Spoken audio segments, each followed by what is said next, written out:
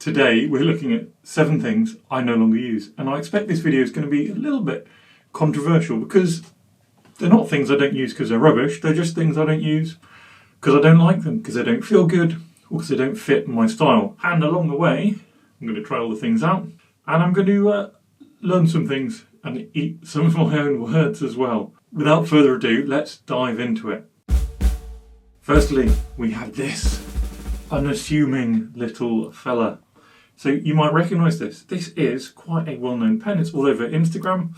It is the Tom Studio Lumos. Now, Tom Studio, lovely little English company.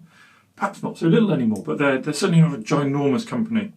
And this is essentially a fine liner with a couple of ends where you can change it. You can even have this kind of brush nib on the end if you want.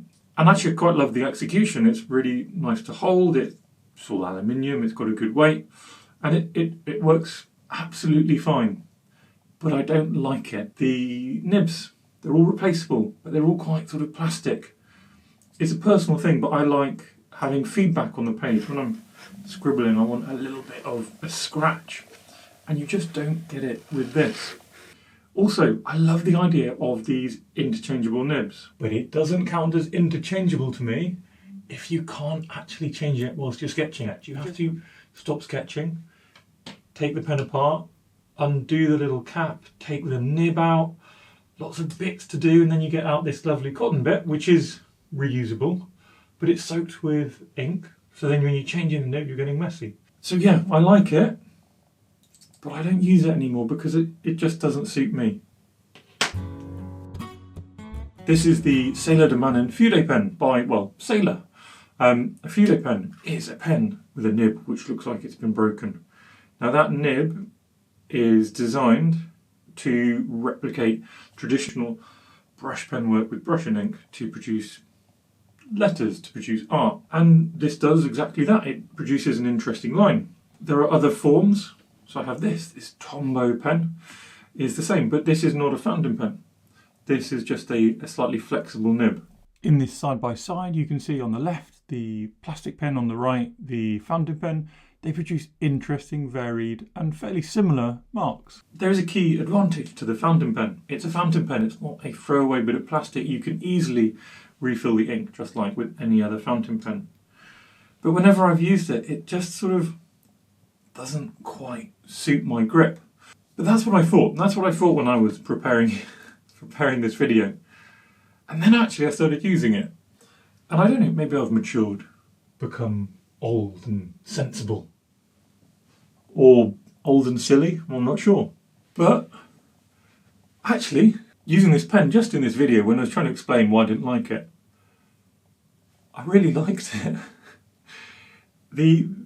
Yeah, I can't hold it quite in the same way, but actually the quality of line it produces was great. I found it easy to hatch with, and I just really liked it. So we're only 2 items in, and I'm already getting it wrong. Next, something I feel more certain about, and this is something I really don't use anymore. These are a couple of watercolours, and it's not watercolours in general, obviously, but it is one of everyone's favourite, Moonglow, and also May & Blue. And May & Blue is part of the Primatech range, and this actually extends quite broadly into Daniel Smith's Primatech range. So, Moonglow, the reason I don't use it, is not as light fast as it's claimed to be. It's got a green, a blue and a red pigment in it.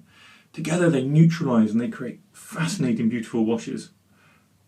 But that red is not light fast. And that red then fades and you end up with a much duller wash. Since I put a lot of stuff on the wall, since I sell art, I had to stop using it when I realised this. It's still very lovely, but other than that, I never ever use Moonglow anymore. Now the May & Blue is representing the Primatech range.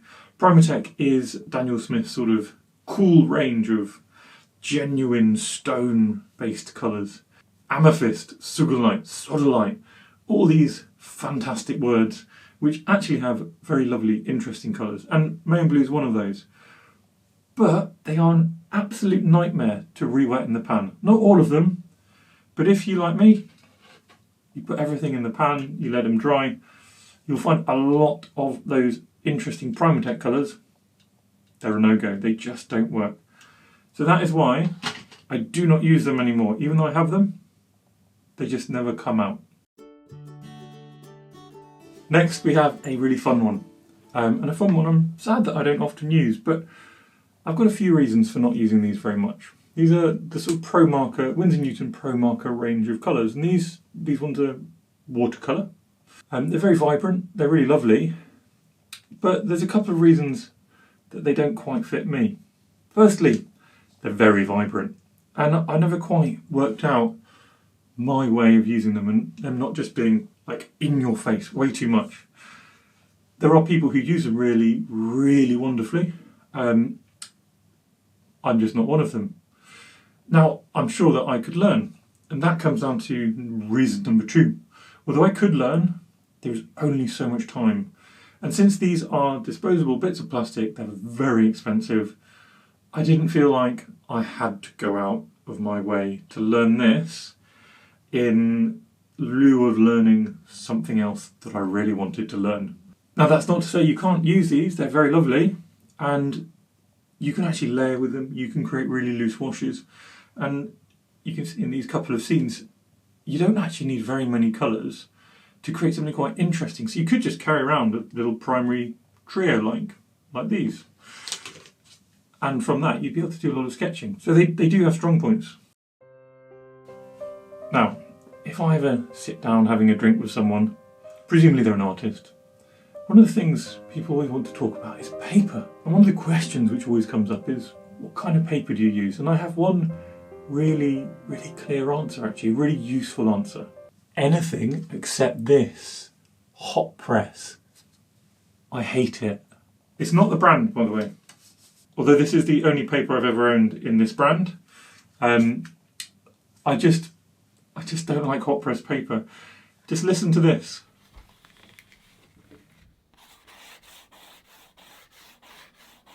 So many of you will like that, the sound of silence, or nearly silence. But then listen to this. And that's what I like. Same with the Lumos pen. When you sketch with it, you get no feedback. Well, when you sketch on smooth paper, you get no feedback. When you put watercolours on hot pressed paper, you get slippery, slidey watercolours with weird textures. So that is out. Now, the saddest one of them all. This is where I'm going to have to say fountain pens are in my list of things I never use. Obviously, if you watch my channel, you'll know that's kind of a generalisation, because I love my one and only, my true love. This fountain pen is everything I ever need in a fountain pen. The problem with that is I then have reams of other fountain pens which I never use. Now, there's only a couple I really don't like. This one. There's a couple of shorts I've used it in, and it gets so many questions. Oh, what pen are you using? A rubbish one, it's horrible, don't buy it. It's actually called, it's just a Lamy All-Star. It's a slightly more expensive pen than a Lamy Safari. The nib's horrible. It feels cheap and plasticky, even though it's made of metal. This, it's actually a very lovely sort of hand-turned pen, but the nib I got from it, they sent me the wrong nib, and I'm not going to name and shame the company, but they sent me the wrong nib. I bought a quite expensive nib. I didn't realise for a month until I'd opened it that they sent me the wrong nib. It's too late to return it, so I hate it. That's it. That's actually all the pens I don't like. There's only 2. There are some I really do like, I just don't use them anymore. Lamy Safari, good quality pen for the price. Platinum Preppy, the sort of baby sister or brother of my beautiful pen. Fantastic, amazing for the price. But why would I use them when I have one amazing pen? And that's what it comes down to. Now, the other thing I'm going to sneak into here is Soluble Ink. Soluble Ink is wonderful. And look what happens when we activate our ink. We get this beautiful, amazing effect. It's amazing for taking out, just taking one thing with you to sketch. The reality is I haven't done that for ages. I found other ways, believe it or not, other ways of doing that. Like using Inktense, using crayons as single colour water soluble media that are just a little bit more flexible than ink. Ink's expensive, you have to buy lots of it, and then it's stuck in your pen, so you can't use that pen for anything else. And I don't like changing the ink. It's messy and you have to wash it out and it just takes a long time. So that's not a don't use it, it's a is it worth it? Now, last but not least, these things. Now, the first one I got out to show you really illustrated my point very well. Because although they're full of water, these little water brushes, they can block. They can become useless. They're little bits of plastic. They cost about £2 and they can just stop working. Now, what they are great for is when they're the only thing you can have with you. You've got a little pool of water, you've got a brush, brill. And if you wouldn't do anything else, then that is good. But largely, they're another thing which I just don't like using. There are exceptions, so I'm going to stipulate I don't like using the ones with points. I've got a couple of nice ones with big flat brushes. You've just got more brush to play with, and if you use this and you just go, I'm going to splash colour around, I find it an acceptable compromise.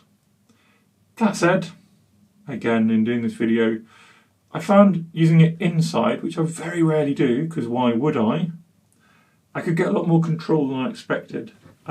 So they're not as awful as my head makes them. It's just I'm normally using them in austere conditions. So like that, have I offended you? Do you disagree? Do you agree? Let me know the kind of things that you have acquired that you no longer use, but also let me know the good news stories. You acquired something, you stopped using it, you found it again, and now it's everything you wished it was and more. Like that, I'll link the various bits below so you can have a look for yourself, as well as any relevant videos, and I'll see you in the next one.